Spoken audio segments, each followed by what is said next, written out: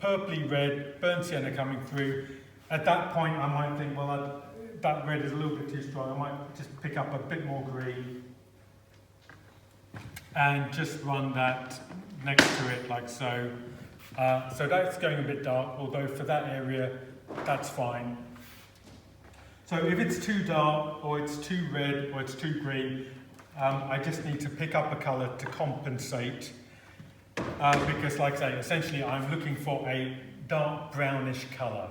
So I've got certain levels there. I might even use the base of my canvas just for a little swatch as well. So there's a bit of green coming through, so that's creating a bit more of a brown.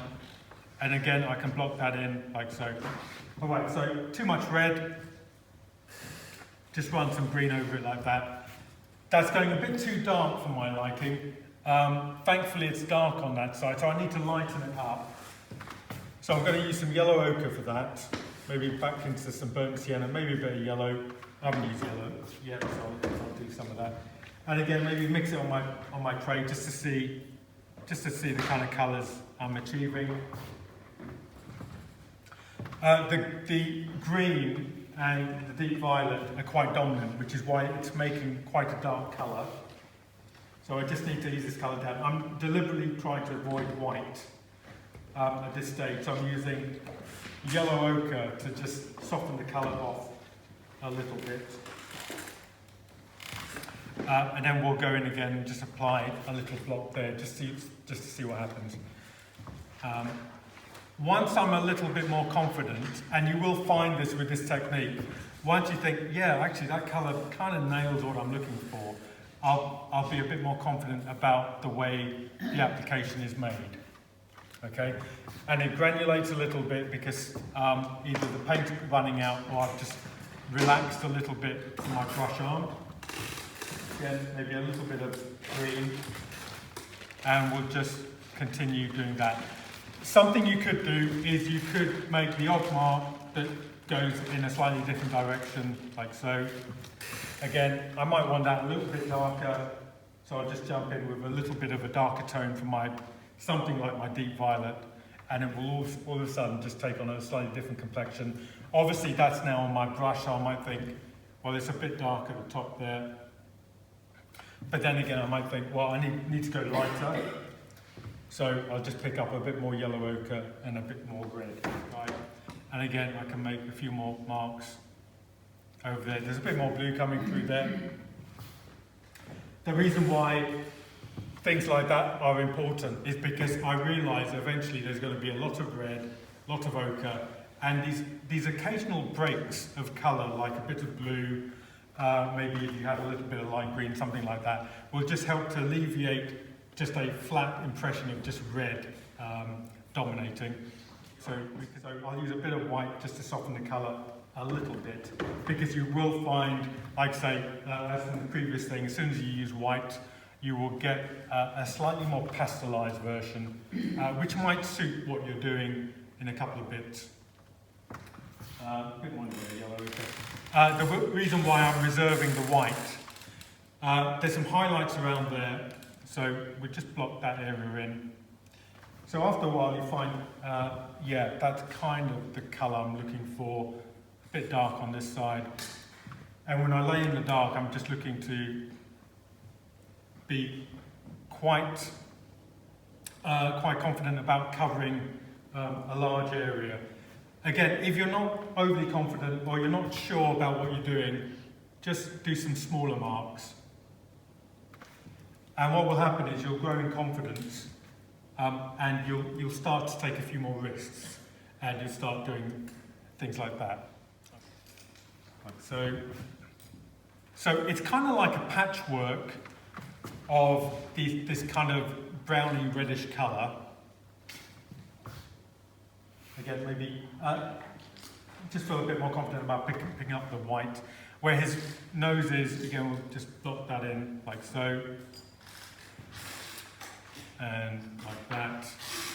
And maybe where the bridge of his nose is, we'll just go 1, 2, like so. Where his eyes are, it's quite dark around there. So the main point where I'll feel very self-conscious is probably round the eyes especially, maybe where the nostrils are, but they're just dark to start with, so just a couple of blobs of dark.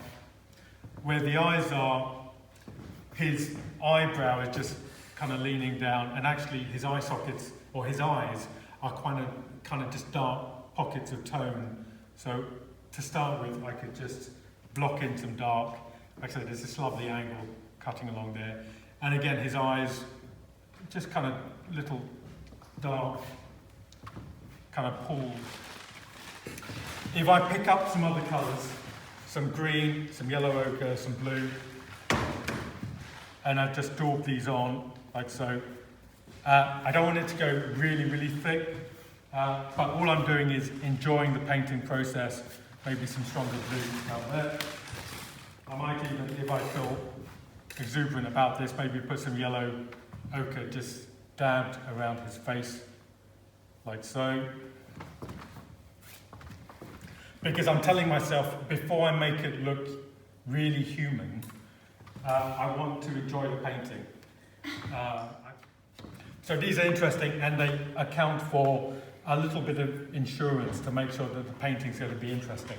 Right, so once I've made it something, we have to make it look normal.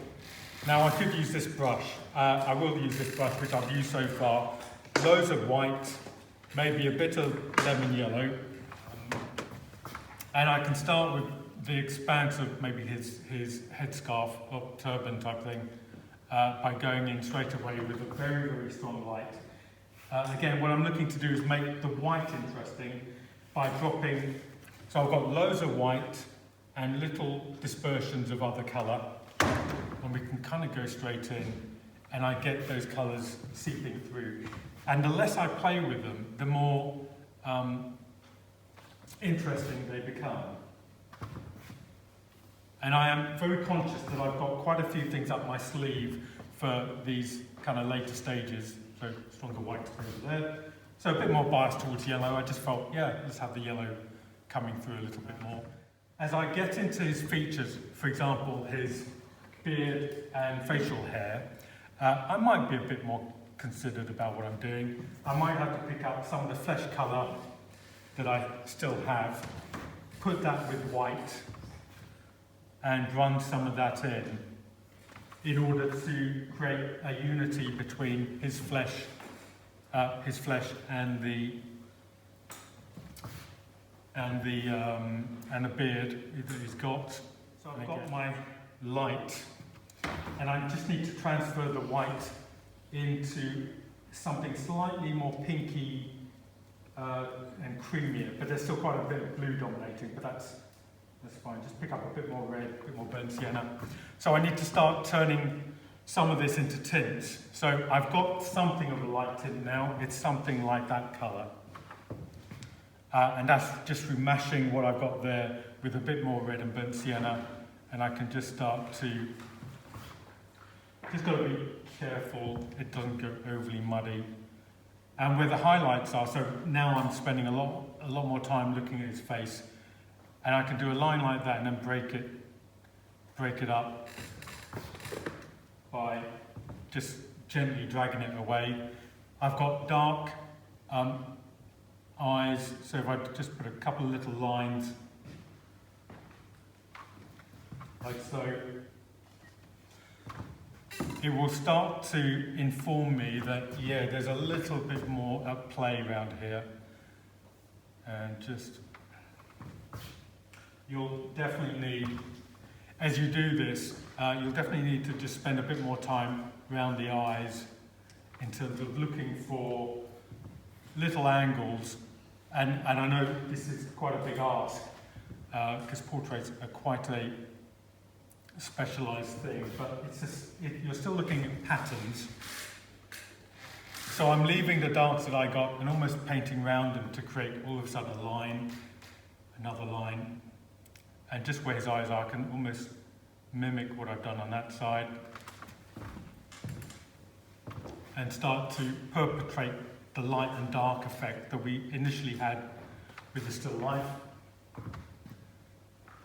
This contouring just tells you that the light is moving around. And there's certain features like the nose protrudes forward, so we know there's going to be highlight just skimming on that area.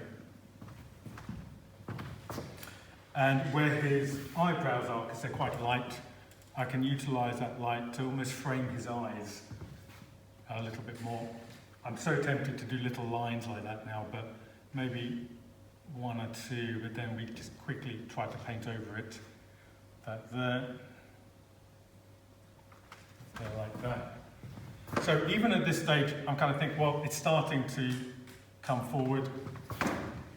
If I then go for the strong dark, so I'll go for my deep violet, some Prussian blue, some green. I don't want the background to be too noisy, if you like. So we can literally just look for almost something quite bland by just creating some really strong tones. So this is where, if I frame this area with a strong dark, I can actually showcase this by painting around it a little bit. So I've got a little bit of that left. And I can also bring some of this dark into the face a little bit, and a bit of dark to frame his head. And this dark can be utilised now to just to find a little bit of the drawing, maybe some of the wrinkles that I was looking for, and just shape and create a little bit more in the way of drawing the shape in. So that actually needed to go darker in the end, and then dark on this side.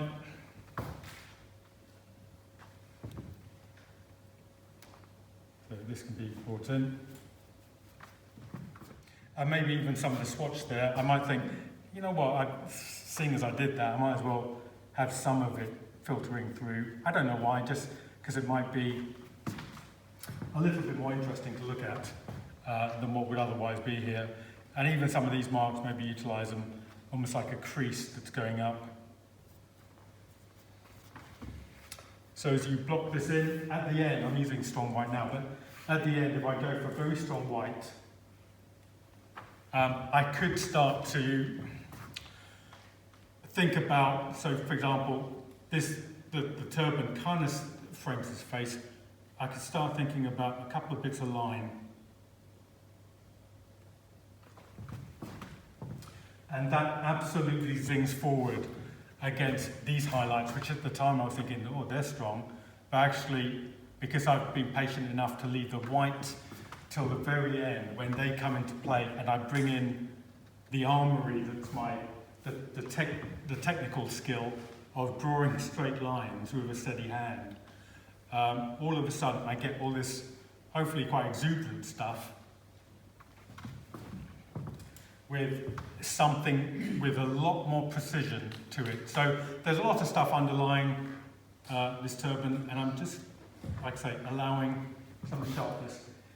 And obviously, because this is where you're going to look at it the most, use a strong white with a very fine line in there, and just a bit more yellow. Just want to lift the highlight on his nose a little bit more. And just on this side of the cheek, and on this side, again, maybe going for a line. Over there, and maybe just in there. And so the rest of it is really just sharpening up what you want in order to make it look, like I say, slightly more finished. Bring that dark in, maybe shape, use some curvature.